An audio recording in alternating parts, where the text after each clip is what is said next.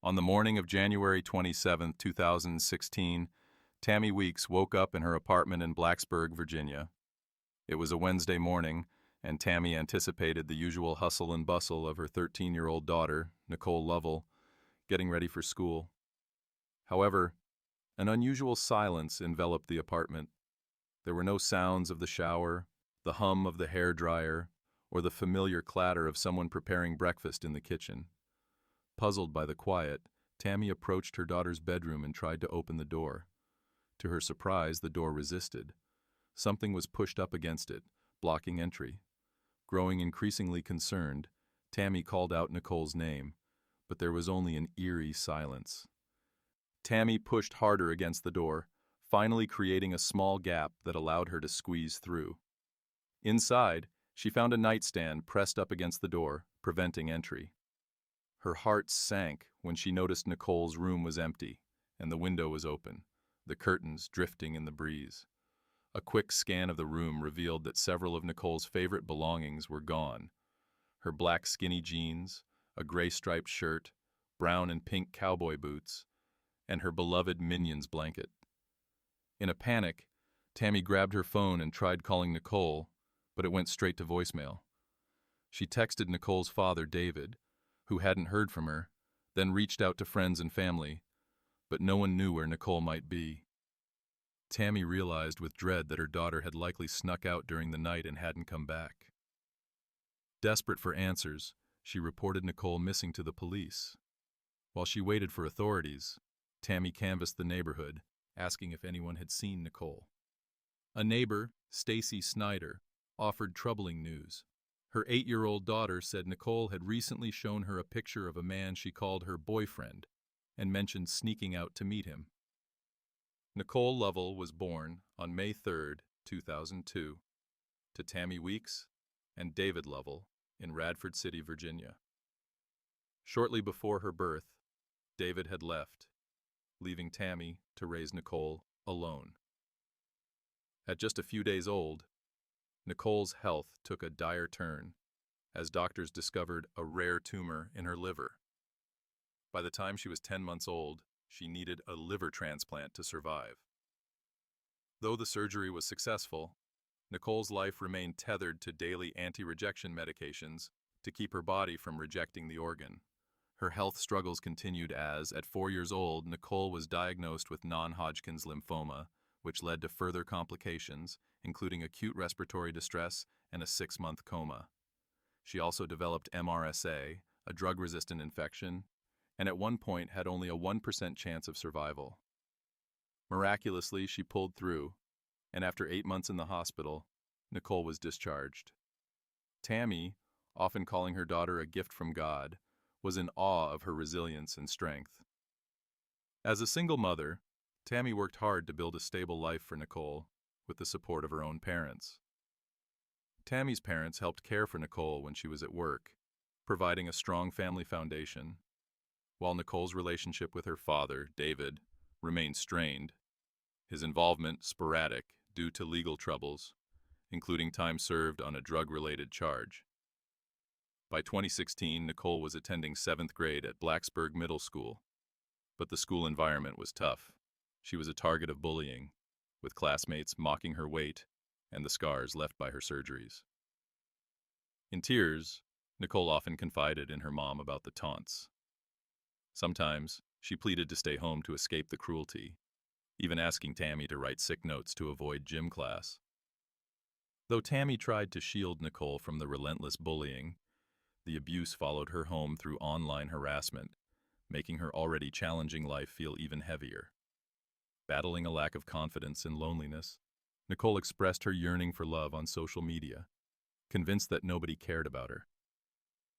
Her father's inconsistent presence left her longing for his love and support, creating a void that Tammy and her grandparents worked hard to fill. Despite her challenging teenage experience, Nicole maintained a strong bond with her mother and grandparents. She was navigating the awkward stage of adolescence, holding on to aspects of her childhood while exploring the realities of the adult world. She enjoyed playing with younger neighborhood children, adored pandas and the movie Minions, and decorated her room with the characters. While she cherished these youthful pursuits, Nicole was also active on social media, regularly sharing selfies on Instagram and Facebook. Faith played a significant role in her life, with her family being regular attendees at the Auburn Baptist Church. Despite her hardships, Nicole dreamed of starring on American Idol, hoping to showcase her talent as a singer and dancer. Following Nicole's reported disappearance, detectives descended upon the neighborhood, initiating a thorough search. Tammy shared the crucial tip she had received, that Nicole had told a neighbor about her intention to sneak out to meet a boyfriend. Detectives interviewed this friend, who disclosed that Nicole had identified her boyfriend as an 18-year-old college student named David. She had shown her friends some text messages from him on the app Kik, along with photos which she shared with the police. As detectives delved into identifying this David, news of Nicole's disappearance spread throughout Blacksburg. The community rallied, with large numbers joining the search. Police remained uncertain about whether Nicole had run away or if foul play was involved. The investigation covered every angle, emphasizing the urgency of the situation, as Nicole had left without her vital anti-rejection medication. Thousands of missing person posters were printed, and the FBI was summoned to provide assistance. A command post was established in the family's neighborhood, with members of the Virginia Tech Corps of Cadets joining the efforts. Initially focusing on the area surrounding Nicole's home, the search soon expanded to broader regions. Nicole's family, including her mother, father, and stepmother, actively participated in this search, fully aware of the critical time factor. David expressed concern for his daughter's health, stating, "At this point, I know she's sick. She's hurting. She's probably already into convulsions. Her liver is shutting down as we speak wherever she is." He also appealed to Nicole, in case she had left willingly, emphasizing that they weren't angry, but just desperately wanted her home.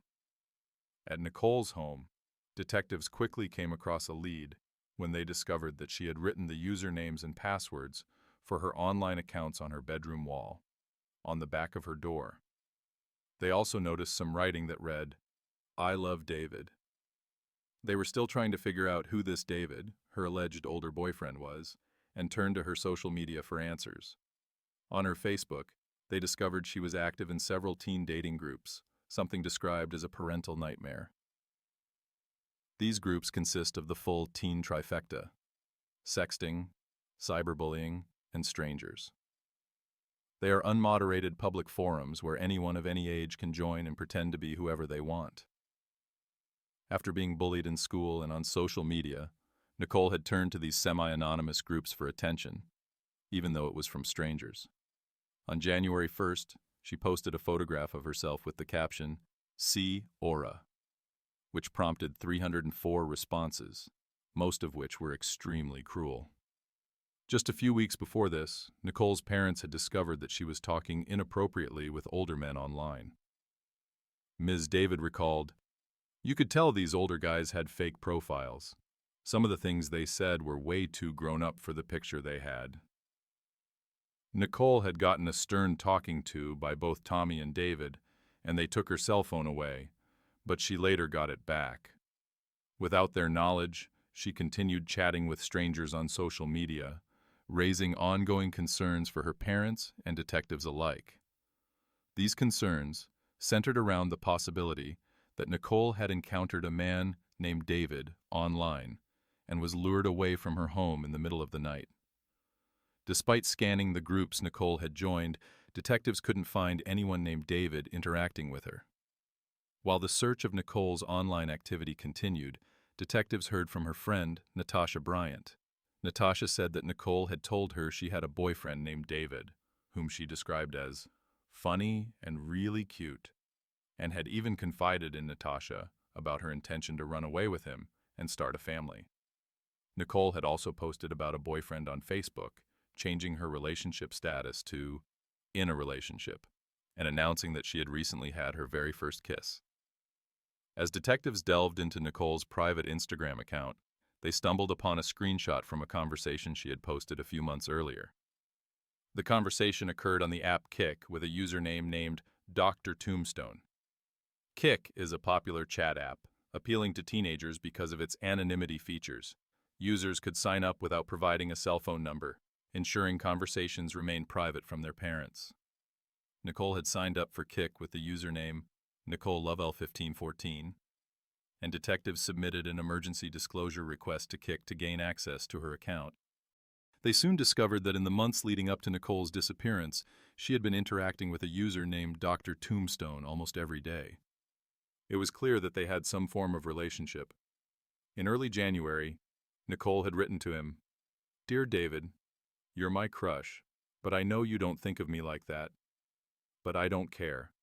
I will always be here. If you're looking for a good time, I'm here. When you have a bad day, I'm here. And I don't want that to change. I want to be in your life for as long as you can stand me. I know I'm annoying, and I ask for too much, but I'm a girl, and I have a heart and feelings, and my feelings get hurt a lot. But they've never been hurt by you, and I like that. So yeah, I'm too stupid to think that you actually want to stay in my life. But if you don't, I'll just have a life. Bye." Dr. Tombstone responded, "So here's what I'm thinking, and I'll give you some options. 1. We take a break from talking for a bit until I get back to a semi-normal routine, and then I'll message you, a few weeks at most. 2. We keep talking, just as friends, and see how that goes. 3. We don't talk again. 4. We stay friends and keep in contact, and I'll be here when you need me." The last time that Nicole and Dr. Tombstone messaged was at 12:39 a.m., the night before Nicole was discovered missing from her bedroom. After this, all of Nicole's social media profiles went silent. Detectives then made contact with Kik, who provided them with the name connected to the Dr. Tombstone account, David E. The account was connected to the Gmail account D4Fran7, leading detectives directly to David Eisenhauer, an 18-year-old freshman engineering student at Virginia Tech. David Eisenhauer had spent most of his childhood in Washington State, attending a small Christian school. Following his sophomore year, his father's transfer to Maryland prompted his family to purchase a $620,000 home in Columbia in 2013. Eisenhauer distinguished himself as a celebrated student, consistently achieving straight A's and gaining recognition as a high school track star. His competitive running journey began in middle school, and during his freshman year at Virginia Tech, he was redshirted, gaining prominence in college track circles. He was featured by WMAR in Baltimore for a Student Athlete of the Year segment in March 2015, where he was noted for making a name for himself on the track. Expressing ambitions beyond athletics, Eisenhauer aspired to work for the Defense Advanced Research Projects Agency, an organization specializing in developing military technology. After David Eisenhauer was identified as Dr. Tombstone, detectives arrived at his dorm at Virginia Tech. As he was being transferred to the police headquarters for questioning in connection with Nicole's disappearance, detectives thoroughly searched his living quarters. During the search, Eisenhower's roommate, Jeremy Beddoe, arrived. Detectives informed Jeremy that Eisenhauer was a person of interest in the investigation into Nicole's disappearance. Jeremy recounted that on the night Nicole went missing, Eisenhauer exhibited some unusual behavior. According to Jeremy, Eisenhauer put on a pair of shoes, left the dorm, and returned in the early morning hours. Jeremy also mentioned that Eisenhauer frequently kept a knife on his desk. However, during the comprehensive search of the dorm, this knife was noticeably absent. As the search continued, detectives discovered a piece of paper with Nicole's address written on it.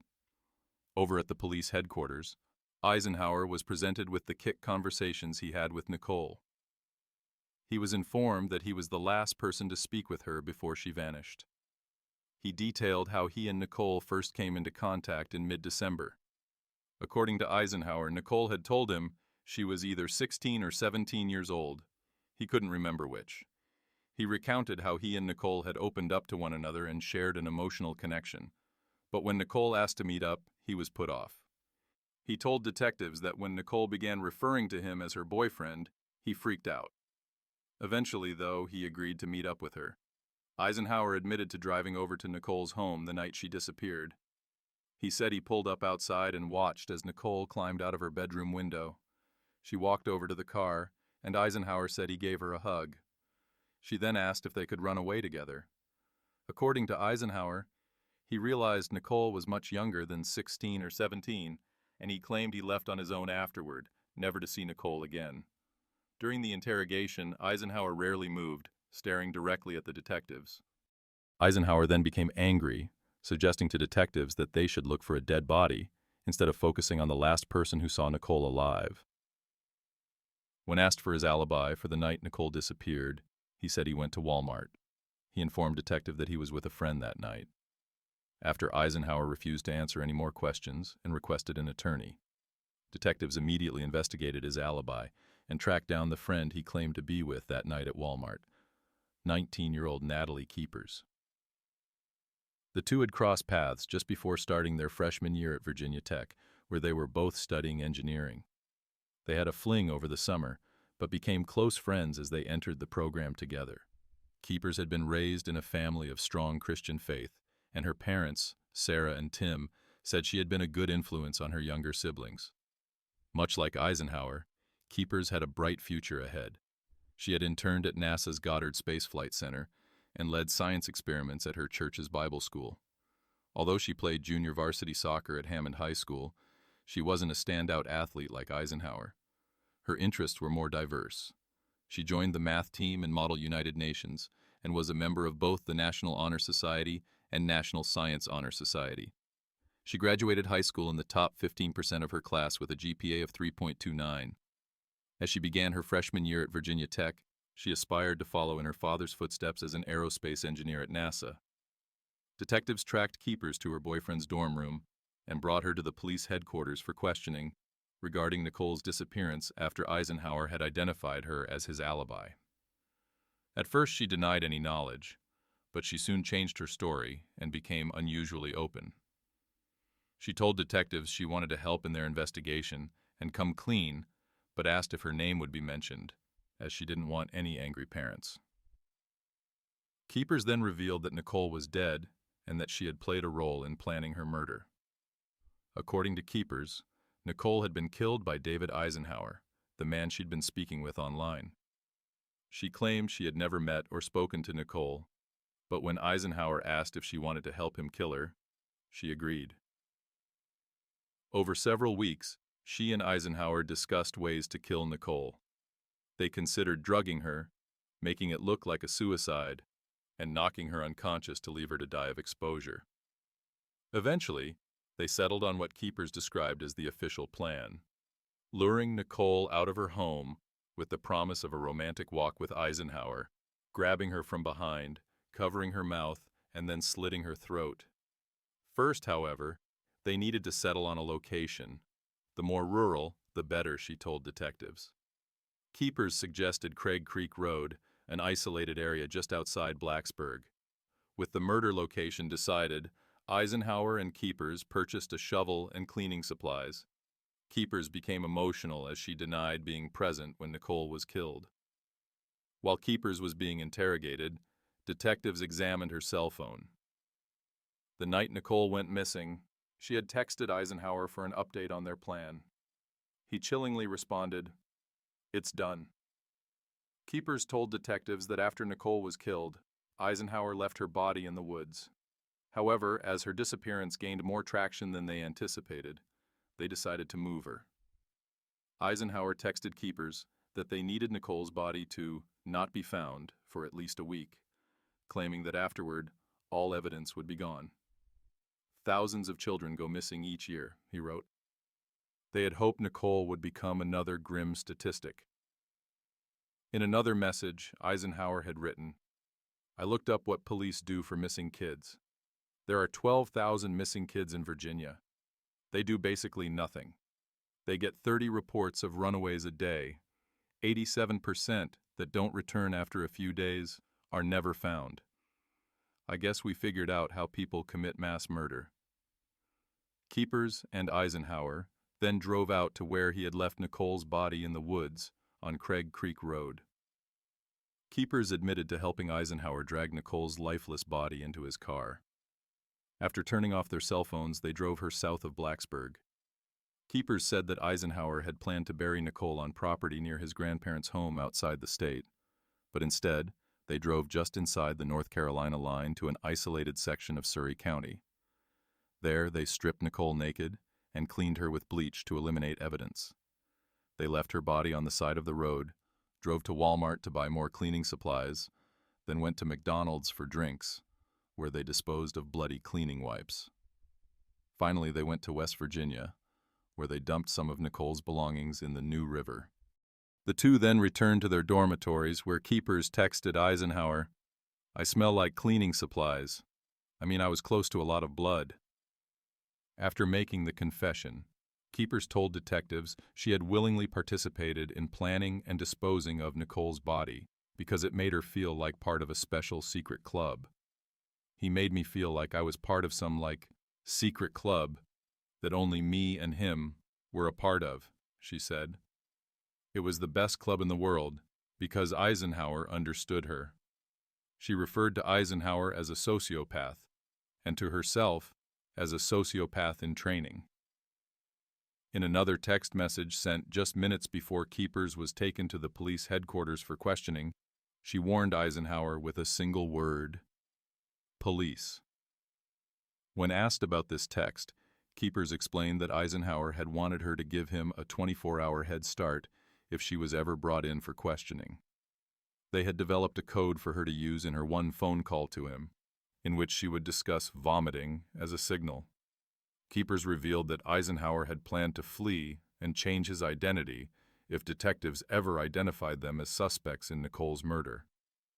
However, by the time the message was sent, Eisenhauer was already a prime suspect in Nicole's disappearance.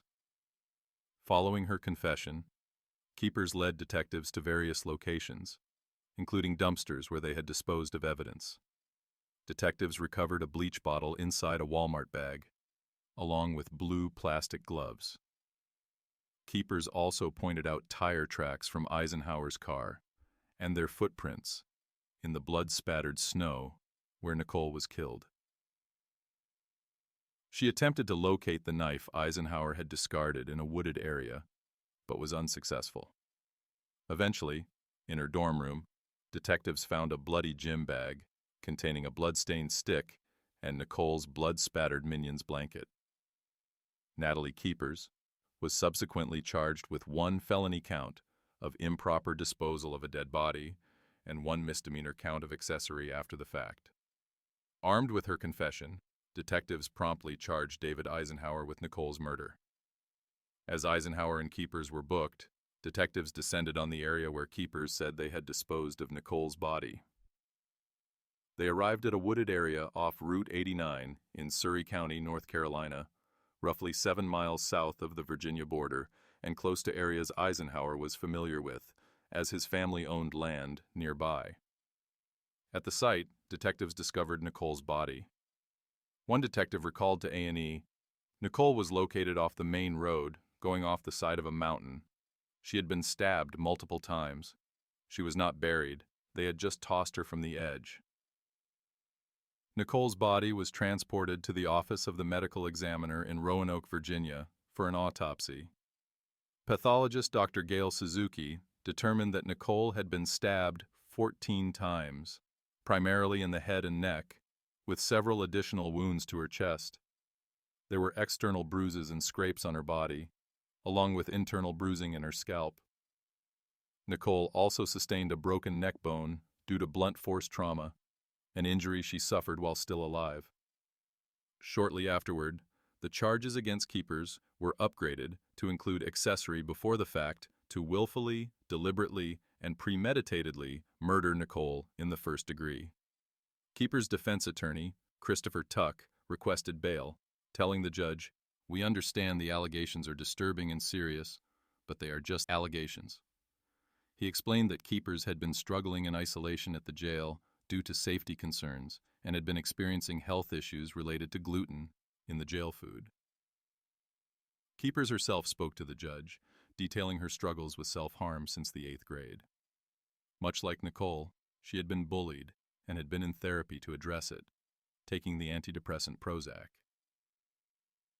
Judge Robert Turk denied her bail request, ordering that Keepers remain behind bars. With both Eisenhauer and Keepers in custody, detectives continued investigating Nicole's murder, focusing on why Eisenhauer had wanted her dead.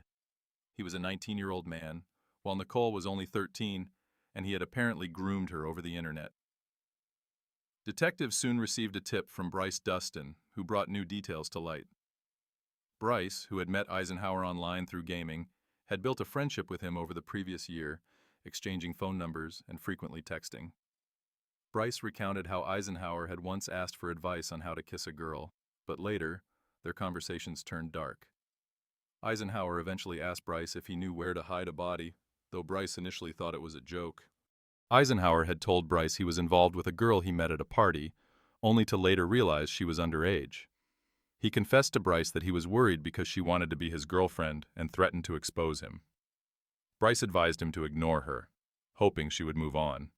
However, Eisenhauer soon texted again, saying that the plan had failed and adding, "I need to know where to hide a body." When Bryce saw Eisenhauer on the news charged with Nicole's murder, he connected the dots and contacted detectives. Detectives came to believe that Eisenhauer had killed Nicole to prevent her from exposing him as a predator. When they spoke to Keepers about the possible motive, she revealed more information. Although Eisenhauer claimed his first meeting with Nicole was when she snuck out of her bedroom window, Keepers explained that the two had actually met earlier at a local high school party. According to Keepers, Eisenhauer blacked out at the party and woke up the next morning in a ditch. Afterward, he began receiving messages from Nicole, who claimed they had messed around, which he interpreted as a sexual encounter. Fearing Nicole might be pregnant, Eisenhauer was reportedly worried when she demanded a relationship and threatened self-harm unless he visited her. While Eisenhauer may have feared Nicole was pregnant, her autopsy indicated otherwise. In July, both Eisenhauer and Keepers were indicted by a grand jury. Eisenhauer was charged with first-degree murder, abduction, and hiding a body. Keepers faced charges as an accessory to kidnapping, murder, and helping to conceal a body.